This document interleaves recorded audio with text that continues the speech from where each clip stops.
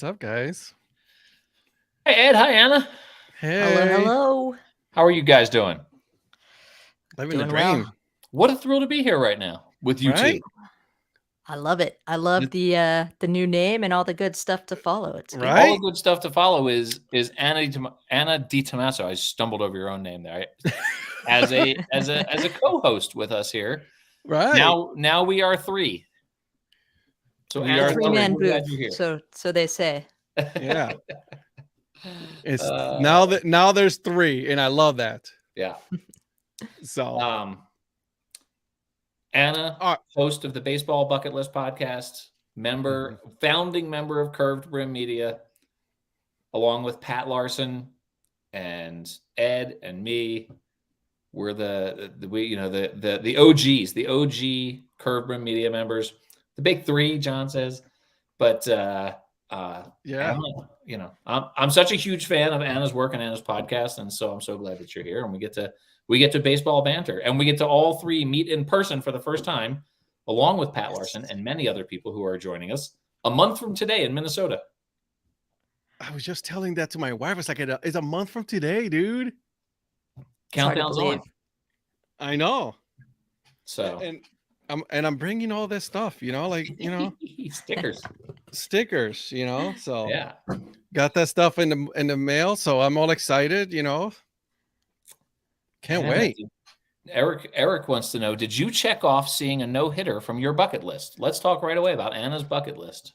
I feel like that's a little bit of a. So I wasn't in Anaheim last night, and I that was kind of one of the things I wanted to throw out there was like, if you're at a ball game and you're watching your team and they're being no hit and it's getting late in the game, what do? Are you like, I don't know, I want to see this, so like I hope it happens, or are you like, this can't happen again, guys? Like, this is becoming a thing.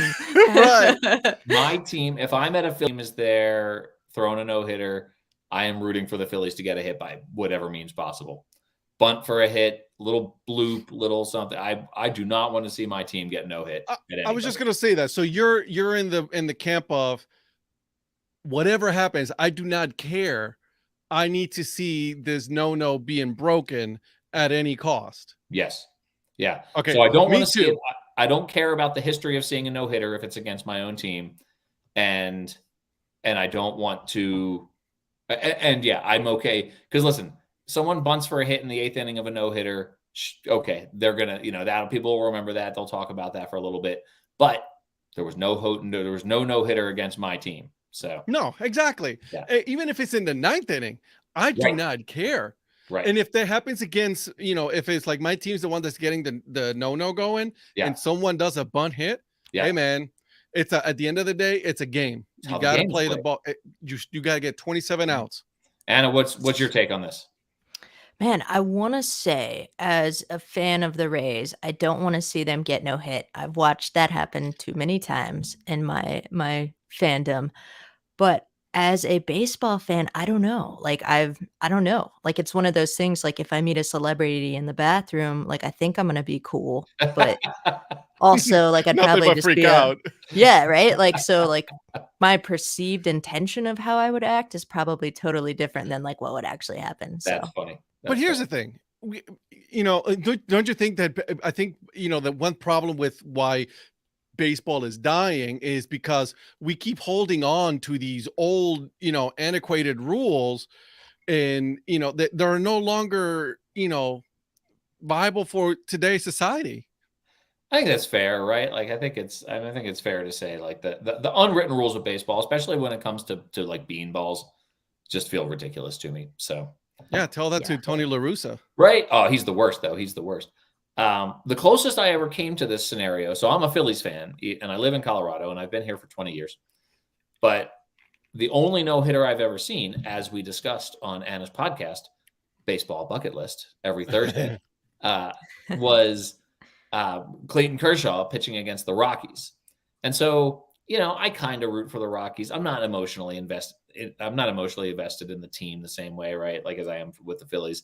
But the Rockies were playing in Los Angeles and Clayton Kershaw threw a no-hitter. But like I wasn't wearing any Rocky stuff. Like I'm not going to wear Rocky stuff in an opposing team's field or whatever. So So I was definitely rooting for that. The closest I ever came for rooting against a no-hitter was in St. Louis, when I can say with some assuredness that the no-hitter was broken up in the 8th inning by a fan saying, "You're about to see a no-hitter." That's what broke up the no-hitter. But like Michael Wacha was throwing a no-hitter. The best fans in baseball in St. Louis are trying to start the wave. And some dude turns around and says, "Have you ever seen a no-hitter? You're about to." And then, of course, it gets broken up in the 9th inning. And so I was actually kind of glad that one got broken up. A, because it's the Cardinals and they're insufferable. And B, because, the fan fouls that were happening. But do you guys, does your team own the record for being no hit the most in a year? Because that's my team.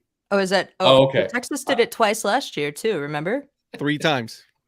Oh boy. So when that third one was happening, I was praying. I was on my knees. I'm like, listen, little sweet baby Jesus, make something happen. But no. Now, what about a no-hitter in the minors? Is that the same in your mind as seeing a no-hitter in the majors? Oh, that's a good question. I think a no-hitter is a no-hitter. Like, I don't care if it's a high school game, if it's a college game, if it's a little league whatever it game. may be. Yeah, right? Like, I think that's something special to see. And so, like, I think on Saturday I was at the Rough Riders game, and it was billed as Kirby v. Leiter, which is, and then of course Kirby got called up and made his debut on Mother's Day and just like absolutely shut down the Rays. So that would have been a pretty good card, a good matchup to see. But when I got there, I was like, who is this guy? This is not who I was here for. Like, I don't know who you are. Yeah. But I have yet to see a no-hitter. I still, like, every time I go into the ballpark, I just kind of hold my breath until each team gets a hit, and then I go, all right, whatever. We can get up. We can walk around. We can do the things. I have not watched one yet. I want to. Yeah. I think that would be cool, but I have not experienced one in person. It was, I have to say, it was pretty cool seeing that one in Los Angeles. First of all, seeing the home team throw one, a historic stadium like Los Angeles, right? Like that was super cool. Mm-hmm. Not a fluke, right? Like a pitcher who is one of the iconic pitchers of our generation, at the top of his game, just blowing away an overmatched team. And that was cool. I have to say that was really cool. I learned an interesting thing about Dodger Stadium that I really like. The colors of the seats are meant to, you've seen this, Anna? The colors of the seats are meant to evoke the colors of sand and the beach, the sand and the ocean. Which I'm okay with. I think that's pretty cool. I like that a lot. Yeah. That's one of my favorite ballparks. One of my favorites. Never been, want to go. Yeah. It's a great one. Here's the thing. Would you choose to go, if you had to choose between go to Dodger Stadium or the Red Sox, which one would you choose? That's it. That's the only contact. It's just like a regular race man. So that choice is easy for Anna. Well, here's the thing though, because all I keep hearing is that Boston's, while it's historic and all that, it's like, don't. Here's a dump. I haven't been in a long time. Go ahead, Anna. No, you go, Paul. You tell me, then I'll piggyback and sound smart. In a long time, but I actually think that Fenway and Wrigley are both great baseball experiences. The neighborhoods around them, like just being able to take public transportation, go to the bars, walk around. There's all these things outside. Like, I don't know. I think, to me, like anyone who is like, oh, Fenway's a dump because it's old. That's just a Diamondbacks fan trying to feel better about the Bob. Well, I mean, it's the Diamondbacks. Okay, I get that one. Fenway is expensive, yes. Now, I did once sit in the bleachers at Fenway during a Yankees Red Sox game, and that was wild. I can imagine, yeah. That's dangerous. Anna, have you been to Fenway? I've been to Fenway only one time. My dad and I went in 2008, and we sat. We literally could touch the pesky pole, And that was a cool experience. A horrible angle to be able to actually see like Yeah. what was going on, but Yeah. from what I've heard talking to people who've been to Fenway multiple times, it's that after the first couple of times you go, it kind of loses its novelty, and then you start to kind of miss the amenities and things that the newer parks have. So I can't speak to that because when I was there, it was like just this, it was almost like going to church. It felt like, but Right. um, I don't know, if I went to 12 or 15, 20 games a year, how I would feel about it. Yeah. Right. Yeah. Yeah. That's different, right? Like, so I have a theory that I've been espousing recently, and it's the reason that I have stopped asking the question, like, what's your favorite this or what's your favorite that? Mhm. Because first of all, I think it's impossible to answer, right? Like, Absolutely. and Yeah. like people are always asking me what's my favorite minor league baseball logo. And honestly, like I now sort of make a point to say something different every time I'm asked that question. It's like All of always them. a different answer. But like with Major League Baseball stadiums, I think at least 2/3 of them are A or A plus. And Mhm. the distinctions between them, like when you're talking about like amenities and comfort and view lines and just the ballpark experience, like there, it's just so impossible to differentiate between Mhm. the best, I don't know, maybe 15 or 20, right? Like, and some people Okay. like had a particularly good experience at one. Some people like historic versus new or comfortable versus, so I just don't think there's an answer to that question, right? Like, and No. some people are basing it on like the view. Like when I think about the San Francisco Giants, I just think of the view of San Francisco Bay. I'm not even thinking about the ballpark, right? Like I'm thinking about the Right. view. So Same with Pittsburgh. The view, Mhm, Pittsburgh, mhm. it's amazing. yeah, where I have You not know, been. that PNC Park is a beautiful ballpark. So I would love to I'll go give there. him that. That's high on the bucket list, along with Yeah. the Yeah. Twin Stadium and the St. Paul Saints. Uh-oh. Coming up, coming up. 1 month Great from today, everybody. segue. So T I actually called the Saints today, and I was Nice. just like, okay, we've got this growing phenomenon that's happening here where, we got this thing. All these people are coming with us. We're all descending on your stadium for a ball Mhm. game. And I said, but it's hard to pin down the numbers of people who are attending, right? Because we have Yeah. a lot of interest, but not everyone's a hard commit. And so I said to them, I said, if we just show up en masse at your game, at 6:00, is there any chance at all that we're just going to get shut out? And they're like, no. They said, you may not be able to get reserved seats, but there's always going to be general admission. And they said, they said, basically, we never sell out. So Interesting. yeah. So I learned, I'm not worried about the Twins selling out, right? But I was, I did. Oh, come on, it's did the wanna- Rays. It's It's true. Twins Rays, you throw out the records when those two play. So Jason is absolutely right here. It's hard not to have a good time at any Major League Baseball park. That's right, yeah. It's That's true. right. True. I think too, to your point that you made earlier, Paul, like a lot of when I start to rate my ballparks and stuff has to do with the experience of, maybe the game that I was at, maybe what happened Mhm. during the game, maybe the people that were sitting around me that I got to have conversation with. Right. And as is unfortunately what happens with some of these trips, you end up seeing like a Wednesday 1:00 game with 12 other people. And so, like that's my perception of the K right now is a 1:00 Wednesday ball game Right. versus the Rays. Right. Right. Same with Miami. So like I don't really know Yeah. what those are like with Yeah. the roof rocking and stuff like that. Yeah.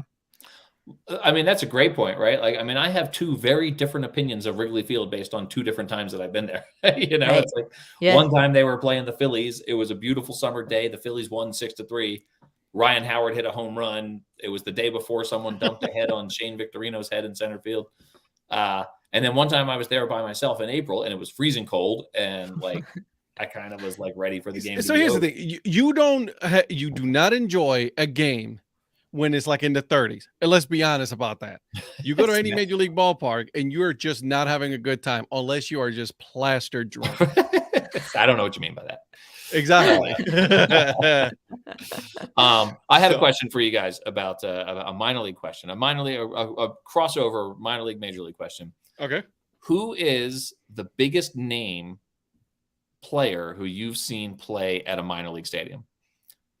And it could be a rehab assignment, or it could be like an up and comer. I can tell you mine was, and I actually got to do an interview with him when he was there, which was cool. But when he was rehabbing with the Colorado Springs Sky Sox, I got to see Nolan Arenado play. Nice. Ooh, I got to see Francisco Lindor. Oh, that's cool. Lindor. I've seen Ramirez, Michael Brantley, Perez, Tim Tebow. Nice. It's kind of Tebow. cool to see Tim Tebow. I mean, regardless Yeah, of that's what neat. Tim Tebow, He's right? an animal. Okay, listen, I do not care what anybody says. That dude was jacked. Yeah. Okay. I believe that. I believe that. Oh, So so I've seen a couple, and the cool thing was because like Akron was so close to Cleveland, so they always sent them to Akron for rehab assignments, and then you always saw them so close. So I was able to see that. Johnny wins. That's a good one. That's good. Yeah. I came this close to seeing Michael Jordan play in a spring training game. I saw him catch warm-ups for a pitcher between innings, and then he was on deck when the game ended. Oh, Yeah.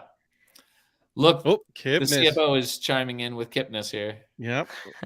Yep. So, Ed, kind of like you, the Rangers and the Rough Riders, they're like 45 minutes apart. So if it's a short rehab stint, they want to keep him close to Arlington. They send him to Frisco. And so Elvis Andrus and Adrian Beltre played for the Rough Riders, and also regularly saw Evan Longoria play for the Durham Bulls back in the day when I was up in your neck of the woods there. My neck of the woods, yeah. Very cool. Very cool. That's great. Like now I'm one. just seeing Eric Prophet comment here that he saw Zach Greinke when he worked for the Wranglers. So Zach, and you can comment over here. A baseball poodle is with us. How cool is that? Hey. All right. I have been following Baseball Poodle for a long time. That's it's very So have cool. to see I, Baseball Poodle here. Future baseball bucket list guest. I'll just drop that in there. Ah, That's so the interview recorded this week. Yeah. Okay. So exciting. Hello, Baseball Poodle. Thank you for being here. Mike That's Trout. amazing. I like Trout. Wow. Eric Lichtenberg, who will meet in California or in Minnesota. Yep. Saw Byron Carlos Buxton play. That's Correa. very cool. Ooh, Byron Buxton against Carlos Correa. That's pretty sweet. that's Wow. a good matchup. Votto with Well, we'll see if we see Correa. I mean, yeah. Yeah. These are some great answers from the crowd here. I love this. I like it. So I had someone reach out to me on Twitter looking for someone who makes custom helmet sundaes, and I sent them to Eric. So Eric, I hope you get some business out of that. Heck yeah. I started to ask somebody a question. Oh, my question for Eric Prophet was, he worked for the Wranglers and still doesn't have a Wranglers helmet. I didn't realize Eric actually worked for them. Come on, Eric. He probably had it, and then just like all of a sudden, I think he said it's like, his mom or someone just got rid of all that stuff. So, all right. So Jason does typical something answer, here. Eric. I used to, so I had for a long time before sportslogos.net and before, obviously Baseball by Design and this, Wow. Eric says, yeah, Paul. I used to have a blog. It was called Bloggers to be Named Later. And it was me and some friends. And we, I ended up being the sort of last person standing on with it because we could never really get it off the ground. But one of the things that I did with it was I got a ton of, media credentials, and I would just interview random minor league players. And then I would set Google alerts for all the minor league players. And every time one of the players made it to the majors, I took credit for it. I was just like, yes, it's the BTBNL bump, I called it. And so nice. So I had a handful of players make it to the to the majors who I interviewed. That was fun. And then one of them was actually how I ended up with a press credential at Coors Field, because I saw that. I interviewed him when he was in the minors. And then when he made it to Coors, I just started working it with the media guy. Like, hey, I've been following this guy for this long, and here's the interview that I did, and I would love to come interview him now that he's in the majors. And they gave me a press credential to Coors Field, and I still have the stupid little like disco club tag that they give you for your computer bag. Nice. It says like Coors Field Media. Or do you have the credential? Oh yeah. I've got a whole basket. I've got a whole bucket full of credentials upstairs. Nice. Yeah, I got to keep mine that I just got. So it was my first one, so I had to commemorate it, you know? Yeah. Nice. Very cool. So Roger Clemens and Chipper Jones. I saw both Chipper Jones and Andrew Jones as Richmond Braves. Wait, Chipper Jones in a collegiate summer league tournament after they retired. Okay. Yeah. Nice. I like it. I would say, to answer Philip's question, yes, the San Diego Chicken counts. Heck yeah, it does. And you know, I'm going to everybody knows the San Diego Chicken. You know, my story's coming about my daughter getting to go out on the field with the San Diego Chicken. It's coming. Colorado Springs. Baby chick number 1. That's the story, really. There's not much more to say. That's the crux of the story. So should we talk about what the big, huge, long thread that we've been, privy to this whole day? The notifications are still just streaming in here. I know. My phone was going. I can't even. I can't keep up. I had to give up. I mean, we even got George dressed up in his uniform of the Pizza Rats, man. He had to go get dressed. So what we're talking about, if you haven't seen it yet, is I posted just sort of like on a lark earlier today, just because Ed and I had been talking about doing a conversation about our favorite defunct minor league baseball logos. So I just put it out on Twitter, just to sort of prompt the conversation a little bit. I said, what's your favorite defunct minor league baseball logo? And so that's on my Twitter page on Count2 Baseball right now. And it has, dozens of comments here, and just people found some absolute great ones. So Butte Copper Kings. My God. Copper Kings. I love that old New Britain Rock Cats one. The New Britain Rock Cats is created by Guy Gilchrist, who also did the Portland Sea Dogs. Nice. I like it. The Jamestown Jammers. Oh man, the angry bunch of grapes, right? Like I love that. I love that hat that I have. So I have it. So I mean, I couldn't say no to that one. Jason Jennings with the Albuquerque Dukes. Great one. The 51s. Pour one out for the 51s, right? R.I.P. Yeah. Yeah, it's crazy how many have come and gone and are no longer with us, unfortunately. Right. But yeah, because it was Zach Beeson who posted the 51s, and I'm like, it's weird to me that's defunct, right? Like, in the same thing when the baby cakes were posted, right? Like, I mean, I know the baby cakes are the wing, and I get it. That's a New Orleans thing, but man, was that a cool one? That was it was the poster child for the if anything said minor league, that it was that one. Yeah. It kind of was. It's an unpopular opinion, but it was a little too creepy for me. Like a little just. It was a little creepy. Yeah, a little like. Oh, it was definitely creepy, but it was cool. He's very unique, very cool. I'm sitting here singing the praises of the 51s while drinking from my Aviators cup. So now I feel like I've betrayed them. Well, I like that one. That was really fun to stroll through all that. The Kannapolis Intimidators, Alan Hand put that one up there. That's a great one. I have nothing against the Intimidators. Nothing against it. No. I think it was time for that one. Well, not only was it time, but there were all sorts of and I will delve into this in a future episode, by the way. I've got the Cannonballers lined up for an episode this summer. And I'm going to get into this for a little bit for here, because one of my favorite things about doing this podcast is just like the incredibly wacky people who you end up getting to talk to. And so this afternoon for my episode, hopefully next week, I spoke with a NASA engineer for an episode. He's at the Marshall Space Flight Center in Huntsville, Alabama. I spoke with him for my episode on the Rocket City Trash Pandas. The Kannapolis Cannonballers, I have Dave the Bullet Smith, who is the actual human cannonball, lined up for an episode. That's amazing. The Kannapolis Cannonballers. Spoke with someone from the Corvette Museum in Bowling Green for an episode on the hot rods. So I'm having such a blast finding wacky people to talk to for that sort of third segment I do on the podcast.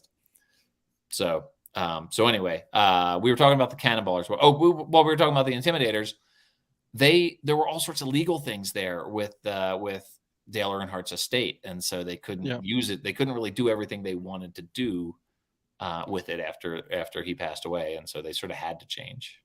They didn't have a choice. They had their No. hands tied. And I saw that there was like, oh, they should have not, because like, I mean, I know Junior came out against it and all that. Jason No, I makes a think great it's- point about the pelican that shows up.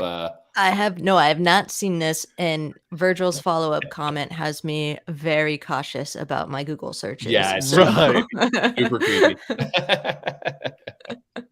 But speaking of the Cannonballers, how cool is that they're, we're just talking about that, and now they're bringing one of the Funk logos back. Yeah. So This is my question for you guys as podcasters now. Who is the person you have been most surprised to find yourself talking to because of your podcast?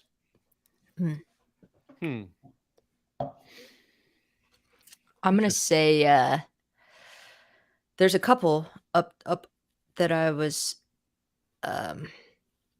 very shocked to have respond or reach out. But I think that the top one has got to be like episode number 5 for me. Number 5 was Rob Nelson, the guy who, Portland Maverick himself there, the inventor of Big League Chew.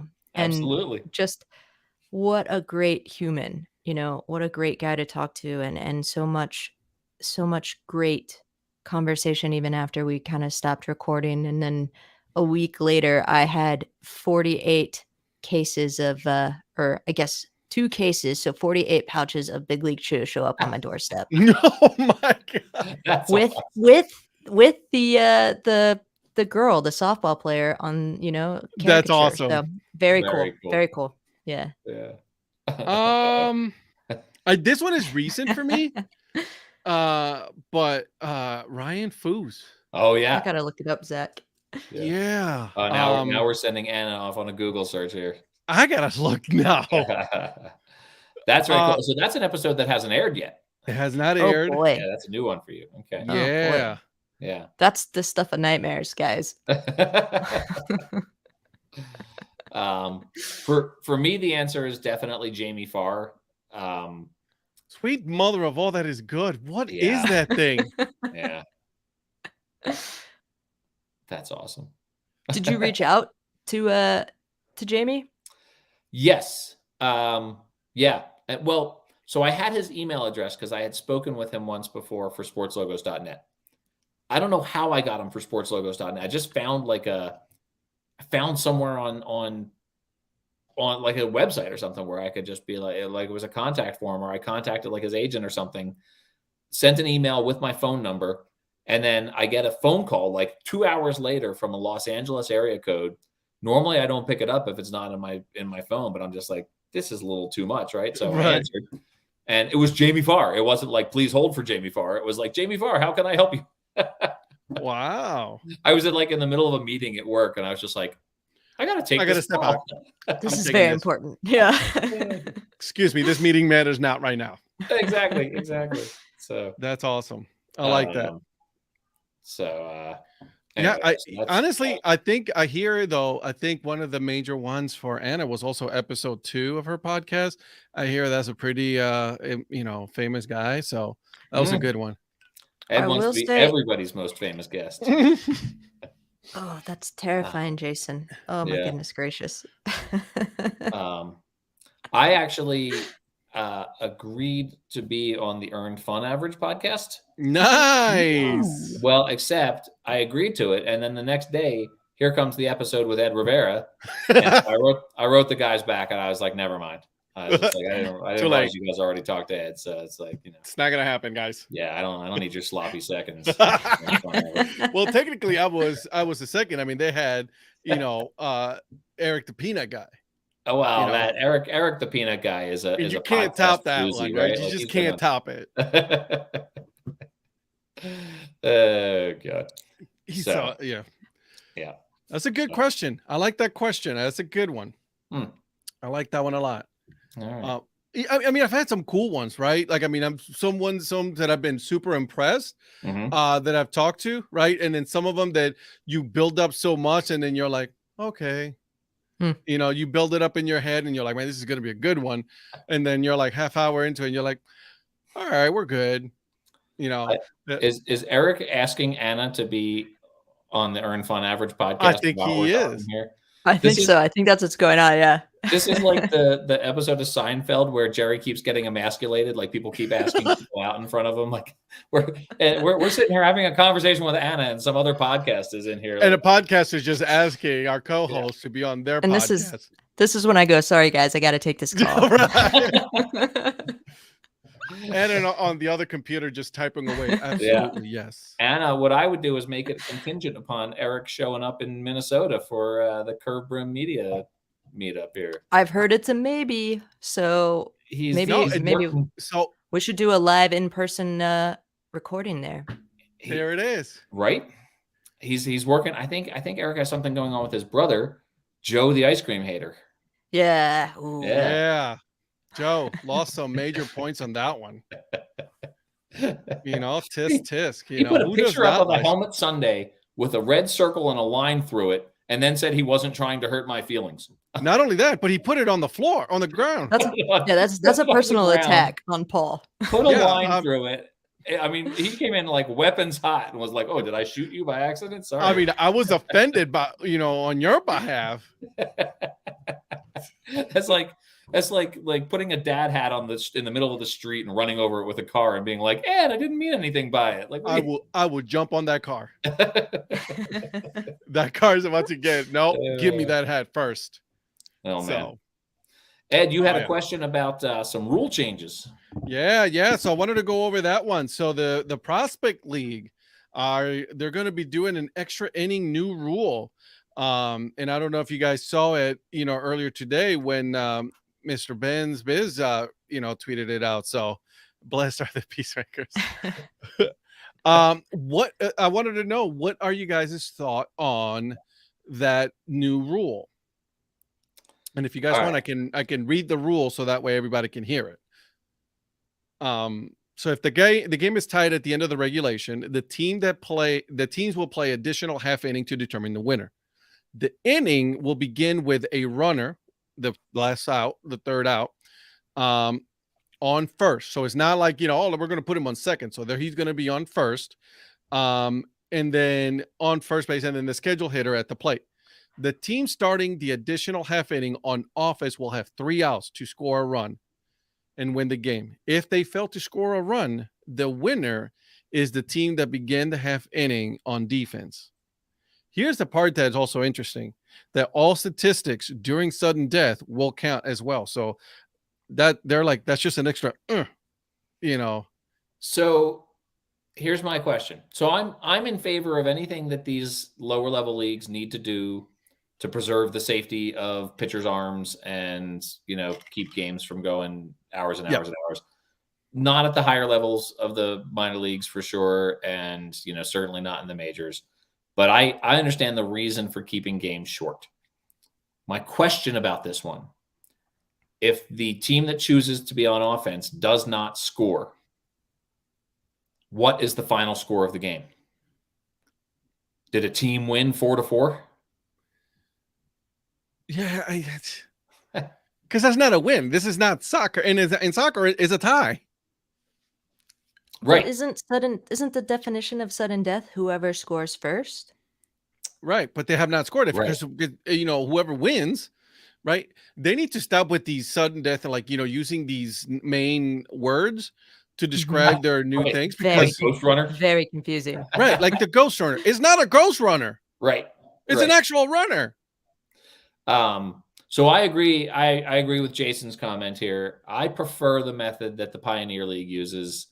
They call it the knockout round. It's essentially a home run derby, and I think it's after 9, and it's just after 9. Like at one point they were going to go 10 and then do it, but the Pioneer League just has a home run derby basically. Like each team gets 2 minutes, and however many home runs they can hit. Like those are the rounds. I'm dying to see one. So the Northern Colorado Owls with a Z are members of the Pioneer League, and they're just like 20 minutes from my house. And so I'm going to try to get to as many games as I can and see a knockout round. I have to ask, Owls with the Z, is that part of their official name, or is that just the Paul that's Paul's Caputo? official. Yeah. That's what I am calling them, is Owls with a Z. I was cracking up in your last show about Dying. all of that. It's like every time Owls with a Z, Owls with a Well, Z. get ready for No. future podcast episodes that Give him mention the Pioneer full League. They name. all talk about Owls with a Z. It is Northern Colorado Owls with a Z.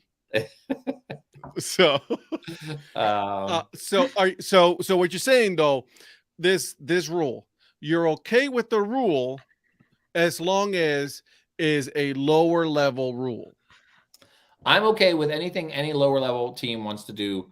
If I paid to go to a minor league baseball game and I watched 9 innings, I mean, my whole ethos, right, about minor league baseball is I don't really care who wins, right? Like, I'm going to experience baseball. You're going for the experience, yeah. Exactly. Yeah. So there's very few occasions where I have been to a minor league baseball game and I was emotionally invested in anything more than, is my guy in the lineup going to get a hit so that I can get some dollars from the Baseball Palooza guys, right? Like, so yeah, if I go to a, and maybe I'll become a big Owls with a Z fan because they're the local team, right? And so, so I'll care if they win or don't. But I've never, minor league baseball to me is not about who wins and loses, right? Like, it's about experiencing baseball. So, so here's my other argument about this, right? Because you also have the independent ball. What if they try to implement that in independent? Like, now they care about winning no matter what, right? Because those are professional players. Yeah. Right. That are looking for chances to either make it to affiliate ball or up in the majors. Would you feel the same way with them, with the independent ball? So we've got some chirping in the comments here where they're feeling like it's not baseball. And so John wrestles the bear. Why not just completely different sports to decide who wins? I feel it. like Right? the rock, paper, scissors. Let's go for it. It's like having a free throw shooting contest to end a basketball game or just shootout in soccer or whatever. Like, I just don't. I agree with these leagues that preserving the arms of their young players is more important than who wins the game, right? So if they want to contrive something that ends the game after a certain amount of time, I'm not gonna get my knickers in a bunch. I think it's a money ball, right? Like, let's do that. Let's say from the 7th inning on, so like the last third of the ball game, you play with the money ball, which is like a golden baseball, and every run scored with the money ball is worth 2 runs. Well, so this is the now we're getting into Savannah Banana territory here, guys. Right. Yeah, that's what they're a heartbeat away from a cage wrestling match. Right. This is also the problem I have with the Harry Potter game, the Quirkle, or what's it called in Harry Potter? Quidditch. Come on, Quidditch. Paul. Quidditch. Well, you just Not offended Quirkle, a Harry Potter fan, just so you know. Well, listen, I can also get into it with you guys about Friends versus Seinfeld too. I couldn't believe that discussion. Holy smokes. But in Quidditch, one team could be outscoring the other team like 1 billion to nothing, and then the other team catches the little flying golden snitch. Come on. So, get it together. So yeah, I'm just saying, like, Quidditch could end. You could overturn 1 billion to nothing score by catching the golden snitch. Snitch? Okay. Yeah, snitch. Yeah. Yes. Yeah. That's like I play basketball in the hallway with my nephew when he comes to stay over, and it's like one of those, tiny goals that goes on the back of a door.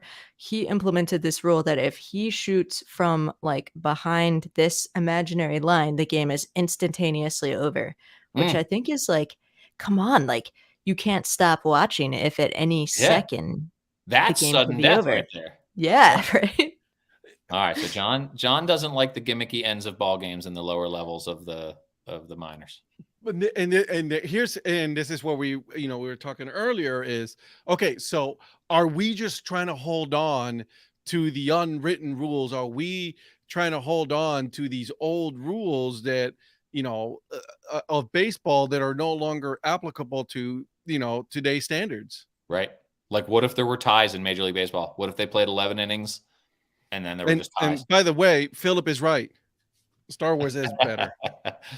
Now, what if there were ties in Major League Baseball, so that in the bottom of the 11th inning, like if a game ends in a tie after 11 innings, imagine the base running in the bottom of the 11th inning when there's it's like all or nothing, right? Like it's, you either score or you get thrown out, and The game is over. Thrown out, the game's over. It's a tie. So I don't know.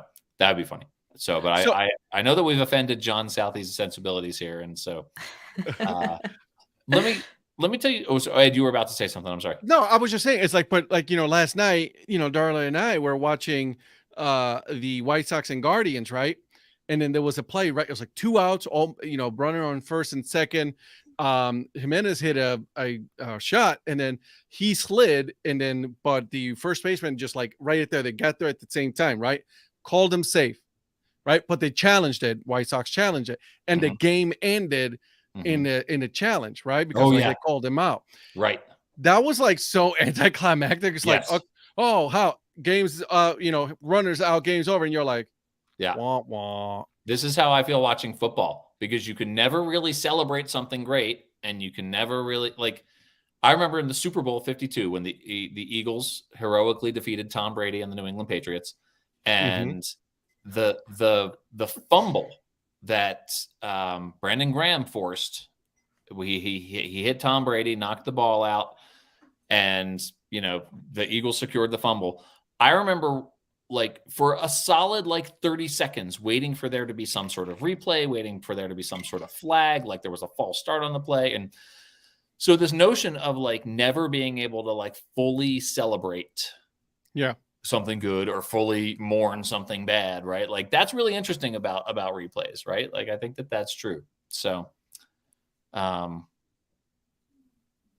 so I get it. I mean, I get it, but I don't know. I'm dying to see a knockout round in the Pioneer League, and so it's the Rocky Mountain Vibes with an S are just 2.5 hours away. With an S. I like that home run derby part. That actually I like a lot better. I do too. Yeah. Than the rule that I just read.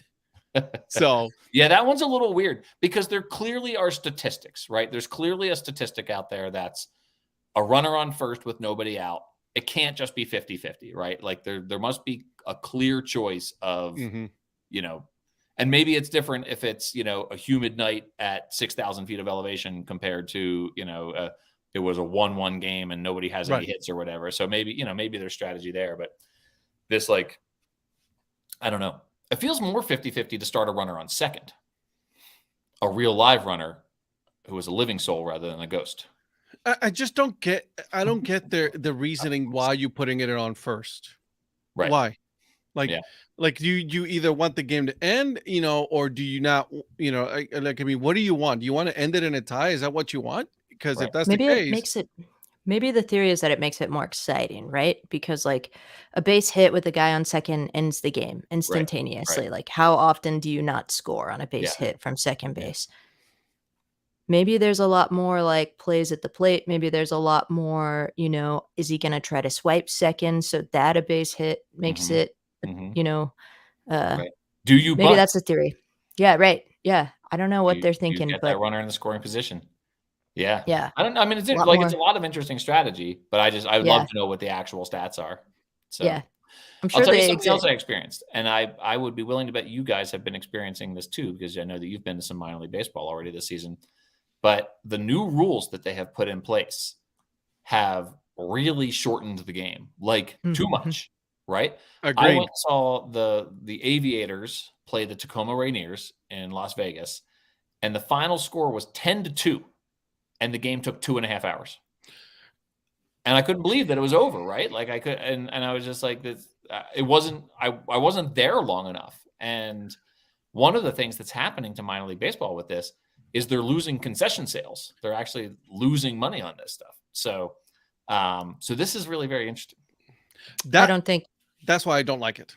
Yeah, same. The last game we were at, it was we were halfway home. We had stayed afterwards for fireworks. And I remember looking at the clock and being normally this game would just be over, but we're almost home. Yeah. But I think you're right, Paul. Like no concession sales and merch sales and things like that will be the exact reason it doesn't survive up to MLB. I just Yeah. don't think they'll be willing to take that hit. But Right. you're killing these minor league teams that are dependent on concessions, right? Yeah. Like I was in Columbia with South Carolina, right? With Jim and all of them, and we turned around and the game was over. Yeah. You know, he's like, and you know, like we're about to get into seventh inning. I was like, and Jim was like, oh my god, I got to do this because it's like, you know, it's ridiculous. I need some more context from Darla on this comment here, but I totally love it.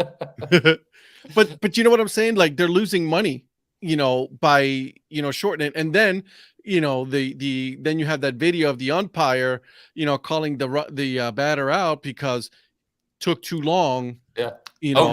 Oh yeah, that was incredible, wasn't it? Yeah. Right. So yeah, that's great for baseball. Right. You're like, you guys are just shooting yourselves in the foot here. You're trying to make the game better, not worse. Yeah. I'd be curious to know. That's absolutely ridiculous. That's Harry. insane. An hour and insane. 59 minutes. Like you hear about that in like the late 1800s, right? Like Right. Yeah. Yeah. Yeah. I still can't get over That's right, baseball poodle. Baseball poodle is here with us. I'm loving this so much. I'd be curious to survey casual baseball fans, right? And maybe that's what maybe that's what baseball's after. Maybe they know that, you know, the poor schmucks like us are just hooked and there's no hope for us. And so we'll take whatever we're given. But, you know, like the mom and dad with the 6-year-old or whatever, maybe they're like, we love that the game's over at 9. It's great. Or, I'm sure there are people who, but then no, yeah, I have a 3-year-old, and then my 3-year-old can fall and sleep in the car. I'm good with it. Maybe that's a CBM, you know, corporate media poll that we should be running then. I learned from Austin Scher of the Danville Autobots, by the way, that the Greensboro grasshoppers are not named for the insect. They're named for a kind of cannon that was used in the Civil War. That was new information to me. Yeah, I was supposed to be at that game, Mike. I still feel like the reason, by the way, that I didn't know that information was because I have never, in 9 years of writing about minor league baseball, been able to get anyone from the Grasshoppers to call me back. Nope. What? I know, right? I sent 2 emails because I was planning on going to this game with Mike.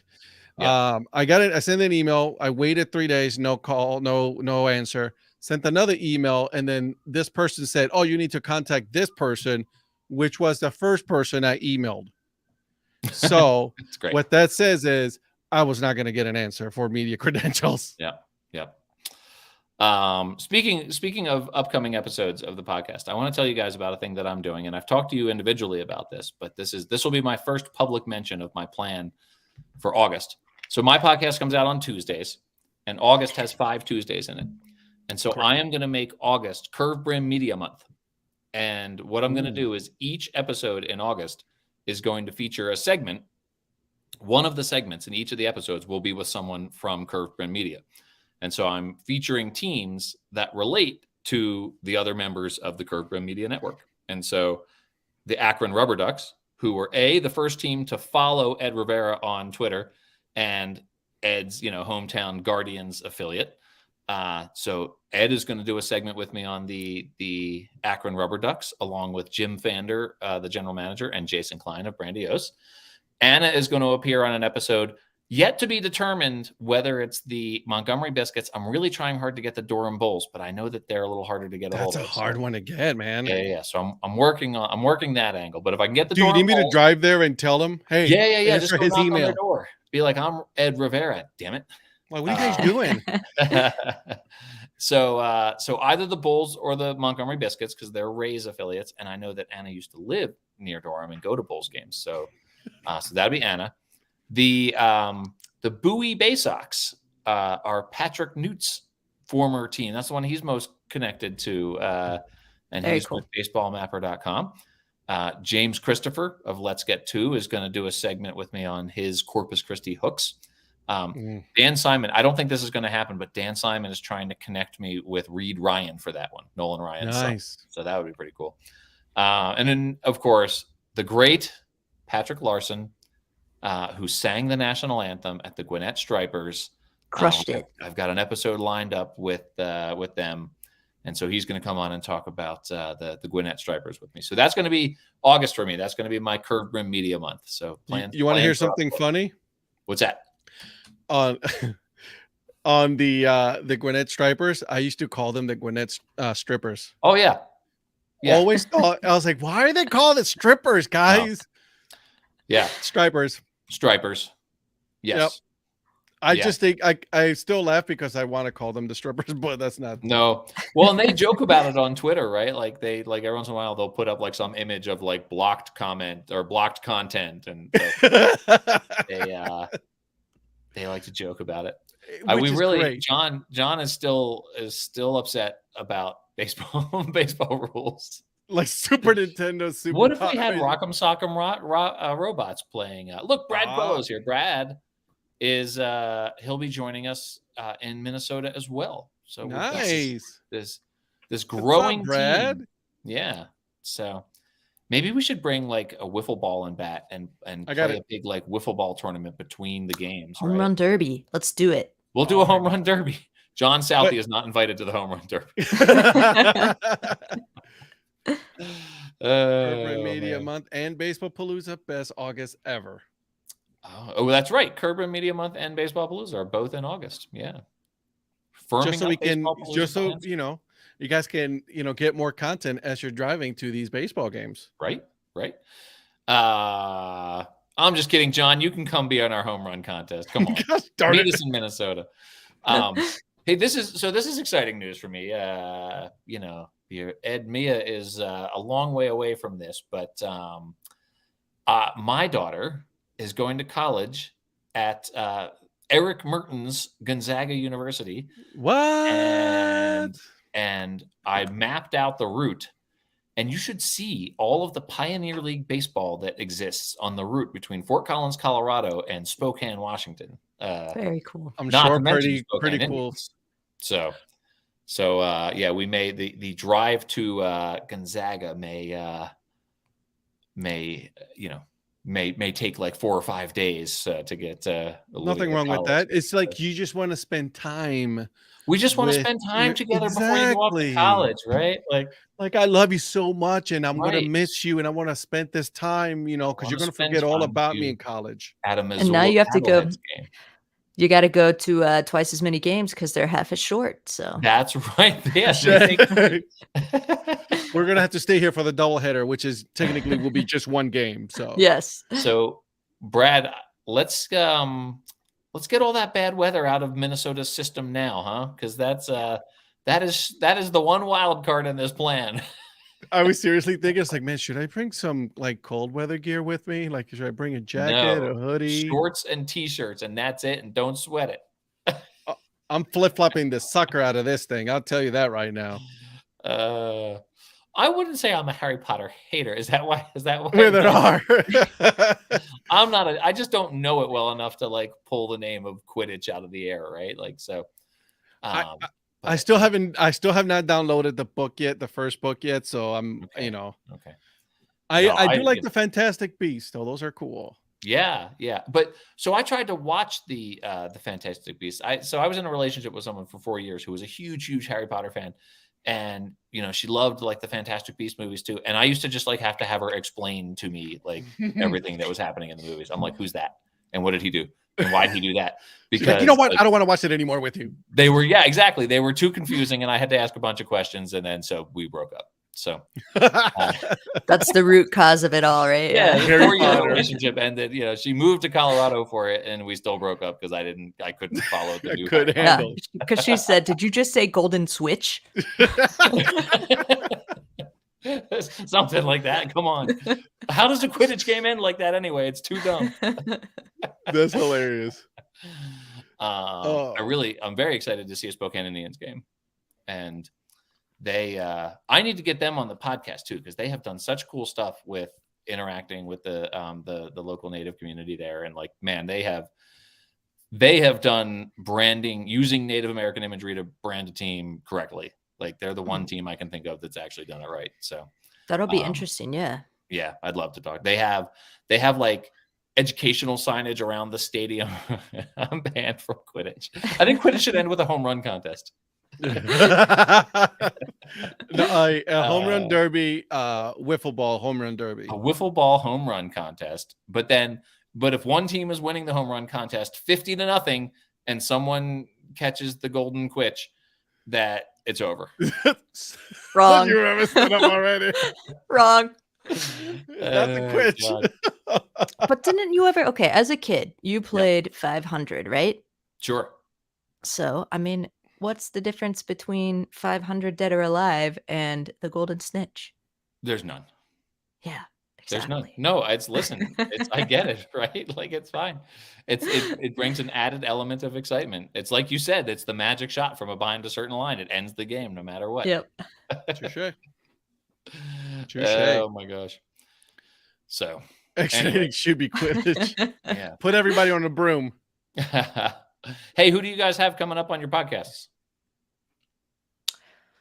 Tomorrow, I have a man by the name of Joey Nigro, who is lives kind of near your old stomping grounds, Ed, in Ohio.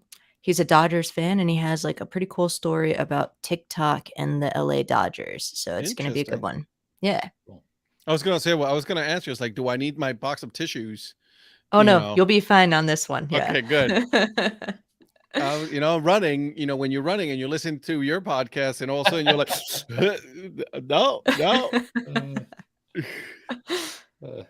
That was a good one. Right. I actually have part 2 coming out next week for MLB Rally. Yeah. We're going to have finished the conversation, Lou and I. And then also I am going to have a couple of the artists that did some renderings for the movement for the teams, what they thought would be the teams, which is pretty cool. So I like that. That's going to be a cool one. Nice. And part 1 of that one is this week. Yeah. Part 1 just came out Monday. Yeah. Okay. Yeah. My episode on Tuesday is almost certainly going to be the Rocket City Trash Pandas.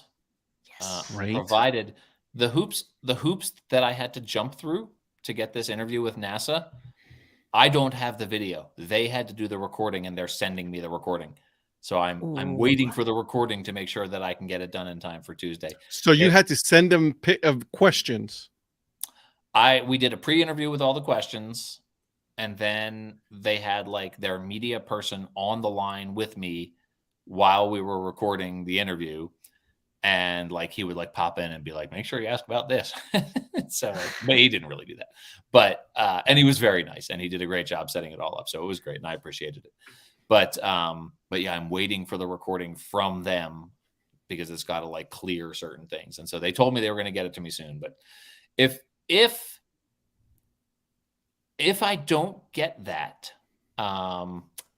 it's actually kind of a wild card what it might be. It might be the Danville Otterbots, who I did with their whole front office and Dan Simon at the same time, which I had never done before. No, sorry, that's Burlington Sock Puppets. The Danville Otterbots one is with Austin Scher, and then I have the Otterbot ambassadors, Johnny Bolin and Tim Stoops. Oh, man. And so that'll be a fun one. And then Eric Prophet will be happy to know that I have an episode recorded with Todd Radom and the Wichita Wind Surge. So I've got a handful. If the I've got like 7 that are sort of like edited and scheduled right now. So I have any number that I could drop in at the last second if I need to. But I'm hoping it's going to be the Trash Pandas. I have too many Wichita hats now, guys. I have too many of them. That's a great logo. I love that. I love that Pegasus. I don't have that one though. Oh, it's beautiful. I got the Wranglers. I got the Wranglers, the Tumbabacas. I got the turbo boats. And then the one with the home plate one with the based on the city flag. Yes, sir. That's where that one. That one was actually their logo before they unveiled the brand.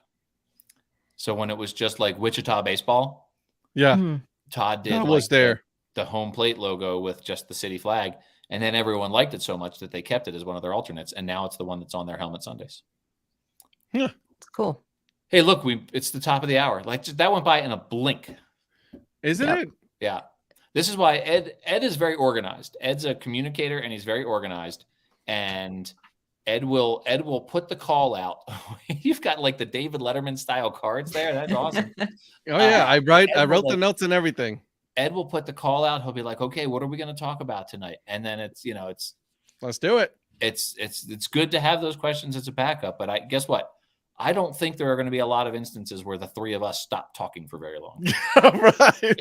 It's a safe bet. But at least there's some, you know, there's backups, and then there's a plan, right? You know, like, listen, I don't have a lot of skills, but at least I have some. You know, You're a great I can communicator communicate. and you're a great organizer. It's true. It's true. So at least I got that Fearless going. leader. Well, welcome to the new world order of our Wednesday night live show, Wednesday Night Baseball Banter with the three This of was us. a lot of fun, guys. The CBM OGs. We could have called it the CBM OGs. Right. And then we're gonna get a cease and desist from somebody saying, it's like, you guys can't use OGs. Can't use OG. Right. Cease and desist. We will see you guys next week. Again, the three of us will be live. So come join us, guys.